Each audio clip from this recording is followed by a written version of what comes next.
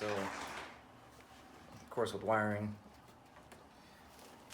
zip ties are always a good idea, unless you really like spaghetti. So I got a lot of wires over here that I gotta make nice and neat. But if you come in here and look at it, so we have all of the speakers set up. So we have the center, the surrounds, basically everything I showed you before. We're just making the connections to the back of the receiver. So now these are snug in there pretty good, and these are the banana clips as well. Now I would recommend screwing these all the way down. I don't think you necessarily have to, but I think it's a better connection if they're good and solid. So I think all these are pretty much good to go.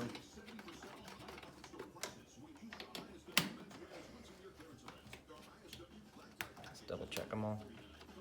Some of these I didn't necessarily tighten down before.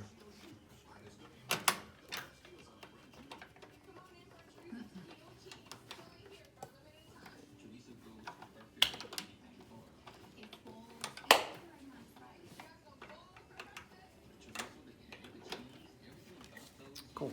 So now with Yamaha receivers, they have the option to do a couple different things. Since this is a newer model, almost all of them do this, I think. They've been doing this for a while. So you have, come in over here.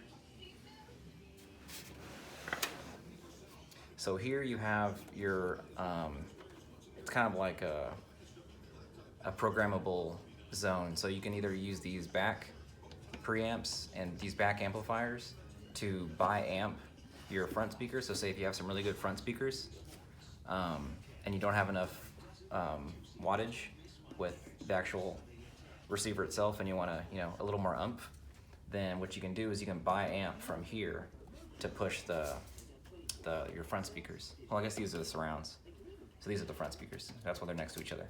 Or what you can do is you can have, since this is a 7-channel amp, you have 7 speakers connected to it right now. But then if you look up here, you have these little spring connectors for an additional zone. So the way it works is you can have 9 speakers hooked up total.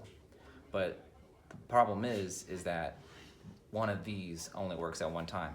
Since there's only one amplifier for both of these, it's either this one's on, this one's off, or this one's on, this one's off. So the way I have mine set up is I'm gonna have my Atmos, my front presence speakers. They're gonna be set up right here, and these are my rear surrounds. So if Atmos is on, the rear surrounds are gonna be off. And if the rear surrounds are on, Atmos is gonna be off.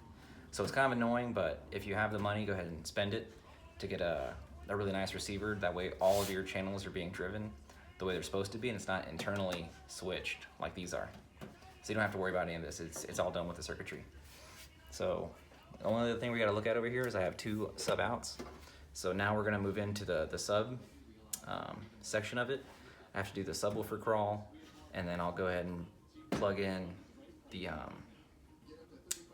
it's called YPAO.